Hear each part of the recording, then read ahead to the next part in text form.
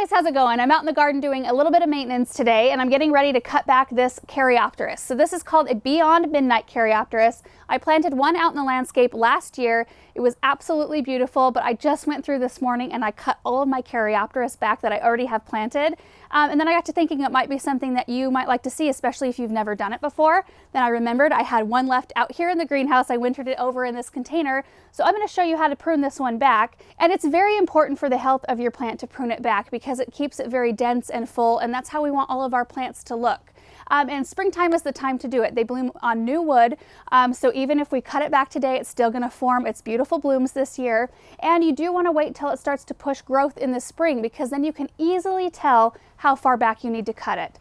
So for example, let me show you this branch right here. First of all, I should mention this one still has all of its flower seed heads from last year. You can go in late fall after the plant goes dormant, and you can cut back all of the seed heads. You don't want to go too far down into the woody base, but just kind of shear off the seed heads. That way it'll prevent any seeds from possibly spreading in your garden. I don't typically do that because I don't have that kind of problem in our garden. They don't seem to seed themselves everywhere. So I just wait till spring, and then if we look at this branch right here, if you follow it down from the top, you can see the first bud right here is coming out, but it's kind of weak and small. So we're going to continue down the branch until we get to our first really robust looking set of buds. This is where we want to cut it back. So I'm just going to take my pruners, open them up here, and just make a cut right above the sets of leaves.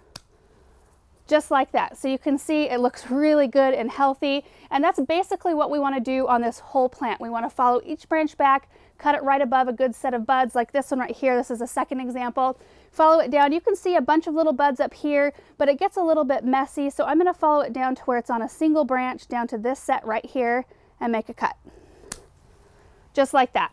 So what I'm going to do is just prune up the rest of this shrub. I like to kind of make sure it's a nice shape, kind of a little taller in the middle and kind of tapered toward the sides, so I have a nice spherical shape in the end. When I'm done pruning it, we're going to actually take it out into the garden and plant it as well.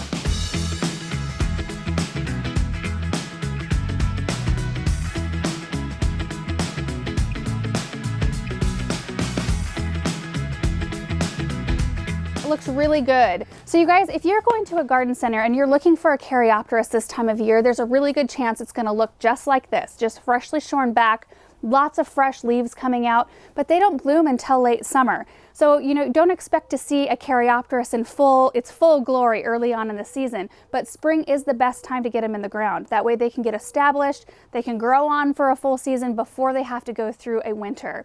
And the reason for that is if your soil holds on to excess moisture in those cooler temperatures in the fall and winter, it can cause a lot of root rot problems with this plant. So you just want to make sure to get it in as early as possible. Put it in a spot that's really well draining, full sun, because these actually like drought once they're established. They're just a really tough plant. So what I'm going to do, I'm going to go grab my shovel so I can dig this out. I actually had it in this container. It was beautiful. Big Caryopteris. I had a hot and cold variety. It's called hot and cold of a red hot poker, so it's kind of an orangey and yellow. So that with the blue is beautiful. This euphorbia, I had some annuals, dark purple. It was awesome. But I'm going to dig this out and then we're going to go put it in the landscape.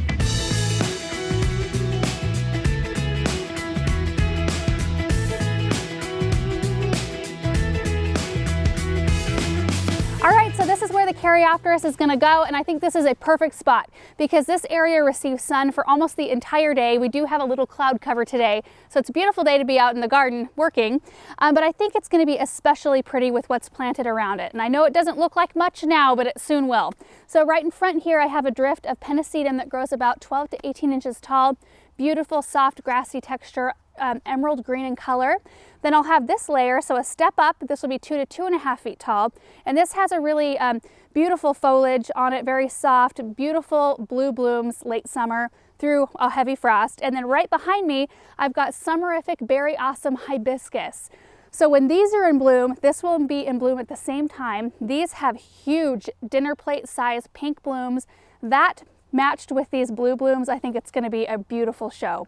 So anyway, I'm going to get this planted in the ground and then we'll take a look at the area.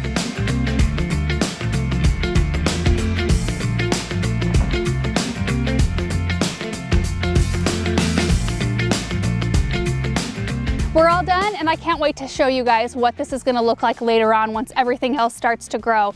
And I think the only other thing I didn't mention about Caryopteris in general, this variety is a zone 5 through 9. They are resistant to deer if that's something you deal with. And like I said before, they attract pollinators like crazy. Honeybees, butterflies, hummingbirds. So if you have a really dry, hot spot that you want something that provides color and also attracts pollinators, this is a great option for you. Anyway, I hope this video was helpful. Thanks so much for watching, and we will see you in the next one. Bye.